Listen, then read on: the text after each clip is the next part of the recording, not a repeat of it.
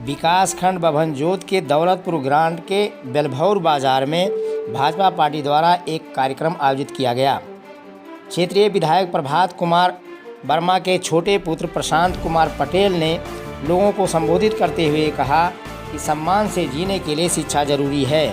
कम खाओ कम पहनो लेकिन अपने बच्चों को जरूर पढ़ाओ। कार्यक्रम को मंडल अध्यक्ष सोहरत वर्मा, जिला पंचायत सदस्य इंद्र बहादुर वर्मा, कप्तान श्रीवास्तव इत्यादि लोगों ने संबोधित किया।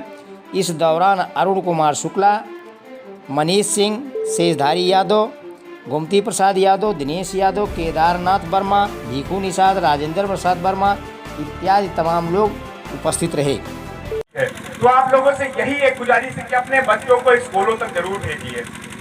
हमारे यहाँ खामी क्या है, हम लोग अपने बच्चों को जैसे 12-13 साल का हो गया उसको कमाने के लिए बाहर भेज देते हैं, कहीं भी किसी ना किसी प्रदेश में भेज देते हैं ना।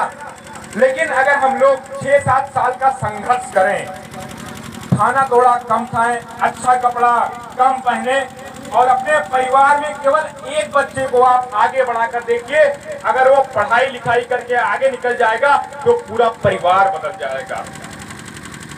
एक जिला है अपने प्रदेश में अंबेडकर नगर, उसमें एक बार कोई आगे गया, पढ़ाई के लिए आगे गया, शिक्षा के लिए लोगों ने कहा पहल की।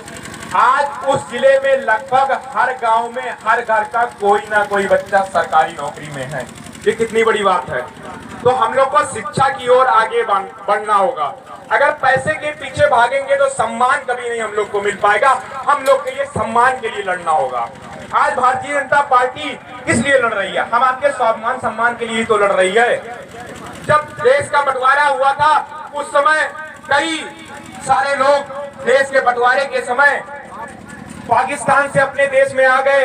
उनको कहीं ना कहीं झोपड़ियों में रहना पड़ रहा था, उनको सम्मान नहीं मिल पा रहा था। उनको सम्मान दिलाने के लिए कितना समय लग गया? उनको सम्मान दिलाने के लिए धारा 370 हटाई गई, सीए एनआरसी बिल लागू किया गया।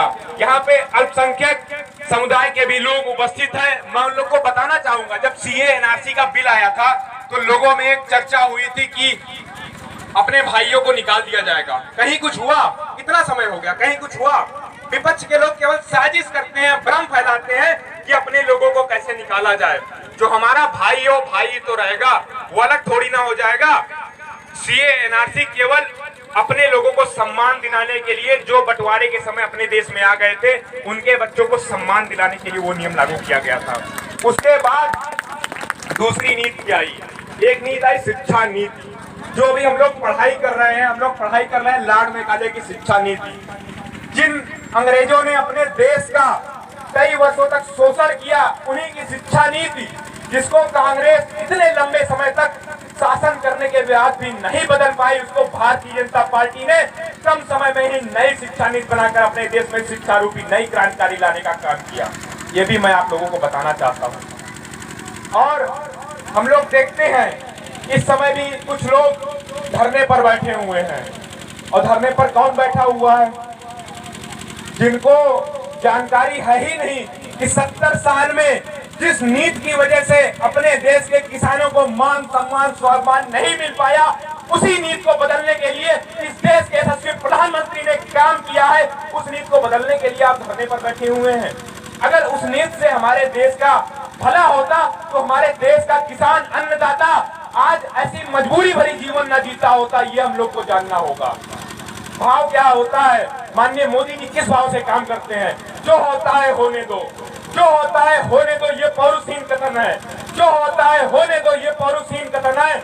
जो हम चाहेंगे वो होगा। इन शब्दों में जीवन है, इन शब्दों में जीवन है। हम लोग को सुबह उठकर किसको प्रणाम करना चाहिए? अपनी माताओं और बहनों को प्रणाम करना चाहिए। इस देश में नारी शक्ति के लिए काम किसने किया? नारी शक्ति के लिए, मान सम्मान स्वाभिमान के लिए माननीय मोदी जी ने सोचा। चाहे वो सभी ने बताया, उज्ज्वला योजना रही हो, सबको गैस सिलेंडर मिले, उसके बाद लोगों को पहले शौचालय दिया गया, उसके बाद 2024 तक सरकार की योजना है कि पूरे भारत देश में गरीब परिवार के लोग जिनके पास फूस का घर है उनको घर देने का काम ये करने जा विधायक रही है। प्रभात कुमार जी के छोटे सुपुत्र प्रशांत कुमार हैं, जो अभी लोगों को संबोधित कर रहे हैं, जैसा कि आप वीडियो में देख रहे हैं। आज कई विपक्ष के लोग आपके बीच आते होंगे और इधर तो लोगों को और भी नहीं कहना चाहता होगा कि आप लोग कहीं भी जाते होंगे, सड़कें हर जगह बनी है, गड्ढा यक्के दू जगह रह गए हुई, समय जगह तो गड्ढा रह गए हुई, वो धीरे धीरे सब सड़क बन जाएगी। तो वही लिए करे रहे, बहुत जनी तो 30-30 साल विधायक रहे कि अपने घरों के आगे गढ़ा खोदे रहे कि जो काम रहे तो हमारे खड़े ना आए पाओ, यहूं मेरे विधायक रहे। तो ऐसा लोगन का जब आवे, जो हम लोग का भाव है, भाव क्या है? तन समर्पित, मन समर्पित और या जीवन समर्पित, चाहता हूं इस देश की धरती तुझे कुछ और भी दूं, तुझे कुछ और भी दूं।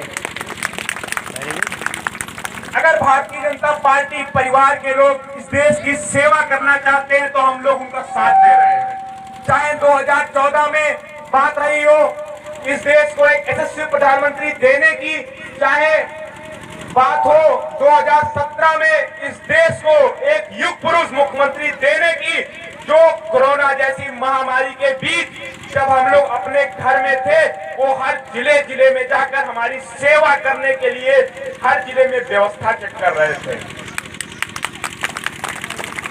जब 2014 में सरकार बनी भारतीय जनता पार्टी की, उसके पहले क्या था? अपने देश में संसाधन की कमी थे, हम लोग दूसरे देश पर निर्भर थे। लेकिन आज क्या है? हम लोग आत्मनिर्भर भारत की ओर अग्रसरित हो रहे हैं। आत्मनिर्भर कैसे? जब देश में कोरोना जैसी महामारी आई, कोरोना जैसी महामारी से अब केवल अपना देश ही नहीं, संपूर्ण विश्व के देश कोरोना जैसी महामारी से पीड़ित थे। लेकिन अपने देश में उस पीड़ा के समय भी देश के वैज्ञानिक, देश के प्रधानमंत्री वैक्सीन बनाने के लिए लगे हुए थे। उसी का सुखद परिणाम रहा कि अपने देश ने सबसे पहले कोविशील्ड नाम की वैक्सीन बनाकर हम लोग को इस महामारी से निजात पाने के लिए काम किया। ये हम लोग के लिए बहुत गर्व का विषय है। पहले क्या होता था? कोई भी टीका होता था दूसरे देश से आता था, लेकिन अब क्या होता है कि पहली बार इतना बड़ा रोग, जैसे बड़ा बड़ा देश हताहत हो गया, अमेरिका सब अपने घर में कमरा पड़ा रहे, लेकर वैक्सीन बनावे के लिए उनका अपने देश से गुहार लगावे पड़ा। कितना बढ़िया खुशी की बात है, खुशी की बात है कि नहीं है? पहले क्या होता रहा कि अब मैं दूसरे देश का चिट्ठी लिखे पड़त रहा, उनसे कहा पड़त रहा कि भैया हमारे देश में ये चीज की आवश्यकता है और ये चीज हो चाहिए। आज ये सब चीज सुधार काहे हो पावा है? यह सबके धन्यवाद के पात्र आप लोगन हैं कि आप लोगन ने वोट दिया गया और भारतीय जनता पार्टी के विधायक बने, सांसद बने, फिर उसे मुख्यमंत्री और प्रधानमंत्री बने। हमारी सरकार ने 12-12 हजार रुपया दे करके सभी को शौचालय देने का काम किया है। हर गांव में सार्वजनिक शौचालय बनाया जा रहा है, हर गांव में जो है पंचायत भवन बनाया जा रहा है। तो इस तरह जो है हमारी सरकार विकास के जो है पथ पे चल रही है। साथियों, कोरोना काल में आप लोग जानते होंगे, जब कोरोना काल आया था तो लोग डर गए थे कि अब तो जो है इतनी बड़ी महामारी आ गई, इसमें किसी को कोई बचा नहीं सकता है। हमारे देश के प्रधानमंत्री माननीय मोदी जी की सूझबूझ है कि उन्होंने लॉकडाउन लगा करके और गरीब लोगों को, लगभग 90% लोगों को फ्री में राशन दे करके, तो हमारे पार्टी के कार्यकर्ता, हमारे विधायक जी के द्वारा हमारे तमाम लोग कार्यकर्ता सब लग करके जो है लोगों को कोरोना काल में सबसे जो है सहायता उपलब्ध। तो आपकी ये जिम्मेदारी है कि हमें बच्चों को आगे कैसे बढ़ाना है। बच्चों को पढ़ाना है तो समाज का विकास तभी संभव है जब आप अपने समाज का, अपने बच्चों का विकास सोचेंगे दोस्तों। और बच्चों का समाज बहुत ही अच्छा होता है।